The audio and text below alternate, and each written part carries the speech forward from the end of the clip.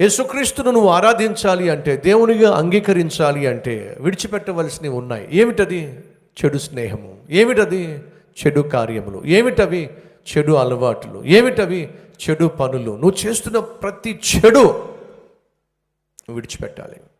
పరిశుద్ధుడైన దేవుణ్ణి నువ్వు చేరుకోవాలి అని అంటే నువ్వు పరిశుద్ధంగా జీవించాలి. దేవుడు కోరుతున్నాడు. ఈరోజు మనలో కొంతమంది దేవునికి దగ్గరగా చేరలేకపోతున్నారు. ఆయన ప్రసాదించేటటువంటి ప్రేమ, సంతోషము, సమాధానము అనుభవించకుండా అగౌరవిస్తున్నారు. కారణం ఏమిటంటే విడిచిపెట్టడం లేదు. నీలో ఉన్న చెడుతనాన్ని విడిచిపెట్టకుండా, నీలో ఉన్న అపవిత్రతను విడిచిపెట్టకుండా, నీలో ఉన్న పాపిష్టి కార్యాలను విడిచిపెట్టకుండా నువ్వు ప్రభు దగ్గరకు రావడం సాధ్యము కాదు. ఈ విషయాన్ని గ్రహిస్తే ఎంత బాగుంటుంది. ఓ తీర్మానం తీసుకుంటావు ఈరోజు.